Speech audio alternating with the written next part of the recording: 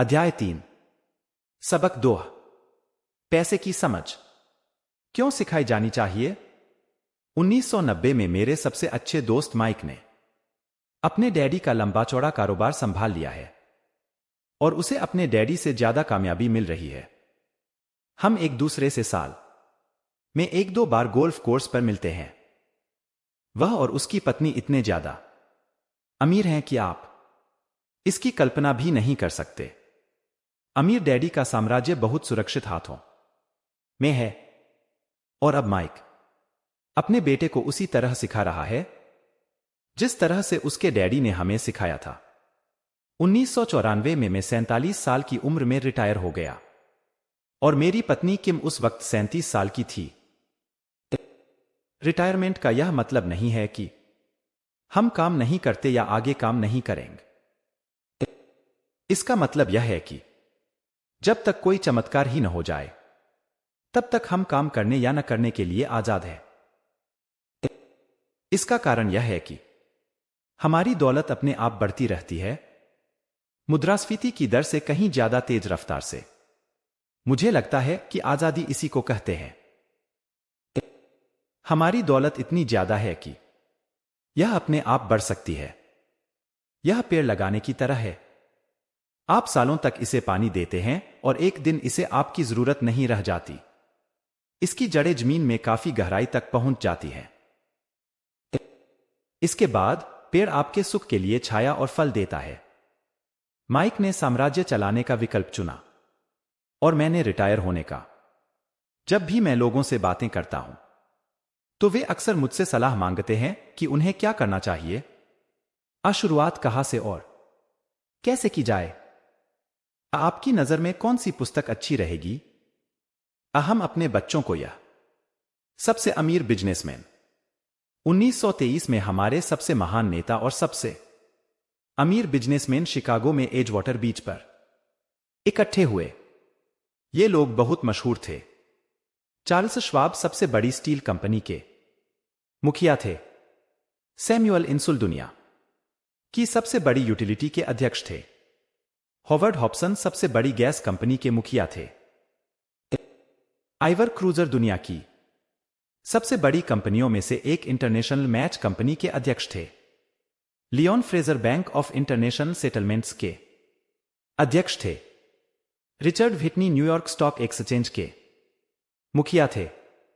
Arthur cotton और Jesse Livermore सबसे बड़े दो स्टॉक स्पेकुलेटर्स शेयर का कारोबार करने वाले थे।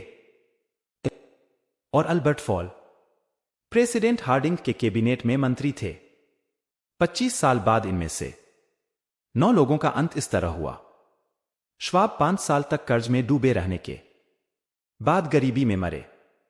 इंसुल की मौत विदेश में दिवालियेपन की हालत में हुई। क्रूजर और कॉटन भी गरीबी में मरे। हॉब्सन पागल हो गए। फिटनी और अल्बर्ट फॉल उस समय जेल से रिहा हुए थे।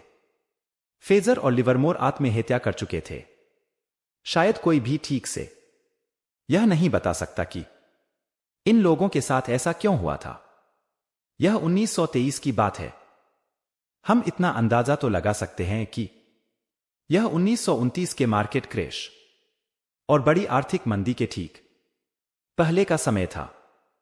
मंदी का इन लोगों पर निश्चित रूप से बहुत ज्यादा असर हुआ होगा।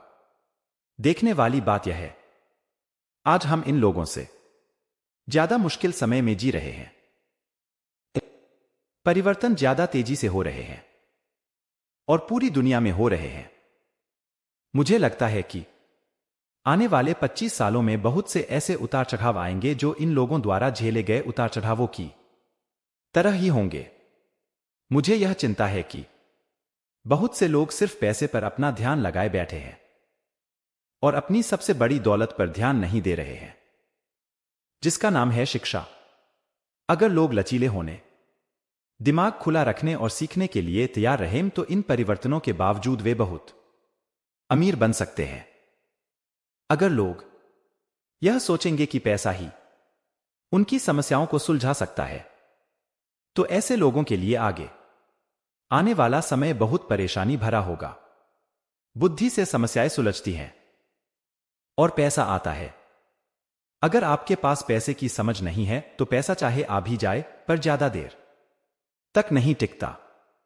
ज्यादातर लोग जिंदगी भर यह नहीं समझ पाते कि असल बात यह नहीं है कि आप कितना पैसा कमा पाते हैं, बल्कि यह है कि आप कितना पैसा रख पाते हैं।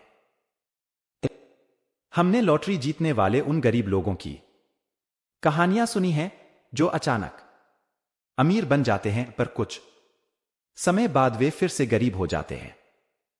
ये लोग लाखों करोड़ों जीतते हैं फिर भी वे लौटकर वहीं आ जाते हैं जहां से उन्होंने शुरू किया था। आपने उन व्यावसायिक एथलीट्स की कहानियां भी पढ़ी होंगी जो 24 साल की उम्र में हर साल करोड़ों डॉलर कमाते हैं और 34 साल की उम्र में उन्हें पुल के नीचे सोना पड़ता है। आज ही के अखबार में एक युवा बास्केटबॉल खिलाड़ी की खबर छपी है जो 1 साल पहले करोड़ों का मालिक था। आज वह यह शिकायत करता फिर रहा है कि उसके दोस्तों, वकीलों और अकाउंटेंट्स ने उसके पैसे हड़प लिए और इसी वजह से आज उसे बहुत कम मजदूरी पर कार धोने का काम करना पड़ रहा है।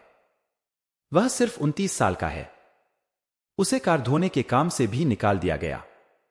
इसकी वजह यह थी कि उसने कार साफ करते समय अपनी चैंपियनशिप रिंग उतारने से मना कर दिया और इसलिए उसकी खबर अखबार में छप गई। वह अपने निकाले जाने का विरोध कर रहा है और कहता है कि यह भेदभाव है। अंगूठी ही तो उसकी महान जिंदगी की इकलौती निशानी है। उसका कहना है कि अगर आप उसकी अंगूठी उतरवा लेंगे तो उसके पास जिंदा रहने का कोई सहारा नहीं बचेगा और वह मर जाएगा। 1997 में मैं ऐसे बहुत से लोगों को जानता हूं जो नए नए करोड़पति बन रहे हैं। एक बार फिर यह 1920 के उछाल वाले दशक की याद दिला देता है। हालांकि मैं खुश हूं कि इतने ज्यादा लोग अमीर बनते जा रहे हैं, परंतु मैं उन्हें चेतावनी देना चाहता हूं कि लंबे समय में यह महत्वपूर्ण नहीं है कि आपने कितना पैसा कमाया, बल्कि महत्वपूर्ण यह है कि आपने कितना पैसा सीखा और आपने कितनी पीढ़ियों तक उस पैसे को सहेजा। तो जब लोग मुझसे पूछते हैं, ओ हम किस तरह शुरू करें, आया मुझे बताइए कि जल्दी से अमीर कैसे बना जा सकता है, तो वे मेरे जवाब से बहुत निराश होते हैं। मैं उनसे सिर्फ यही कहता हूं जो मेरे अमीर डैडी ने मुझसे बचपन में कहा था, अगर तुम अमीर बनना चाहते हो तो तुम्हारे पास पैसे की समझ होनी चाहिए। जब भी मैं अमीर डैडी से मिलता था, यह विचार मेरे दिमाग में हर बार ठोका जाता था। जैसा मैंने कहा, मेरे पढ़े लिखे डैडी हमेशा किताबें पढ़ने के फायदे बताते रहते थे। दूसरी तरफ मेरे अमीर डैडी वित्तीय साक्षरता या पैसे की समझ विकसित करने पर जोर देते थे। अगर आप एम्पायर स्टेट बिल्डिंग बनाने जा रहे हैं तो सबसे पहले आपको एक गहरा गड्ढा खोदना पड़ेगा और एक मजबूत नींव डालनी होगी। अगर आप किसी उपनगर में एक घर बनाने जा रहे हैं तो आपको सिर्फ 6 इंच का कंक्रीट का स्लैब डालना होगा। ज्यादातर लोग अमीर बनने के चक्कर में 6 इंच के स्लैब पर एम्पायर स्टेट बिल्डिंग खड़ी करना चाहते हैं। हमारा स्कूल सिस्टम उस जमाने का है जब खेती किसानी ही अर्थव्यवस्था का आधार थी। आज भी यह बिना नींव के घरों में भरोसा करता है। धूल का फर्श आज भी लोकप्रिय है, इसलिए स्कूल से निकलने वाले बच्चों की कोई आर्थिक नींव नहीं होती है। एक दिन जब उन्हें नींद नहीं आती और वे काज में डूब जाते हैं तो वे अमेरिकी सपने को देखते हैं और यह फैसला करते हैं कि पैसे की जो समस्या उनके सामने खड़ी है उसे अमीर होकर ही सुलझाया जा सकता है। इमारत बनना शुरू हो जाती है। यह तेजी से ऊपर बढ़ती है और जल्द ही एम्पायर स्टेट बिल्डिंग के बजाय हमारे पास सबर्शिया का लीनिंग टॉवर होता है। हमारी रातों की नींद एक बार फिर उड़ जाती है। माइक और मेरे लिए दोनों ही विकल्प संभव थे क्योंकि हमारी आर्थिक नींव मजबूत थी और पैसे की समझ हमें बचपन से ही सिखाई गई थी। देखा जाए तो अकाउंटिंग शायद दुनिया का सबसे बोरिंग विषय है। यह बहुत उलझन भरा विषय भी है। परंतु अगर आप लंबे समय तक अमीर बने रहना चाहते हैं तो यह सबसे महत्वपूर्ण विषय भी है। सवाल यह है कि आप इस बोरिंग और उलझन भरे विषय को अपने बच्चे को किस तरह सिखा सकते हैं? इस सवाल का जवाब है इसे आसान बनाकर। पहले इसे तस्वीरों के जरिए सिखाए। अमीर डैडी ने माइक और मेरे लिए एक मजबूत आर्थिक नींव डाली थी। चूंकि हम लोग छोटे बच्चे थे, इसलिए उन्होंने हमें सिखाने का एक आसान तरीका ईजाद किया। सालों तक वे केवल चित्र बनाते रहे और उनके साथ शब्दों का इस्तेमाल करके हमें समझाते रहे। जब माइक और मैंने उन आसान डायग्राम्स की मदद से आर्थिक शब्दावली और पैसे के खेल को समझ लिया, तो इसके कई सालों बाद अमीर डैडी ने अंकों को जोड़ना शुरू किया। आज माइक को जितने अकाउंटिंग विश्लेषण की जरूरत है, वह उससे भी कहीं सूक्ष्म और जटिल विश्लेषण कर सकता है। उसके पास 10 अरब डॉलर का साम्राज्य है।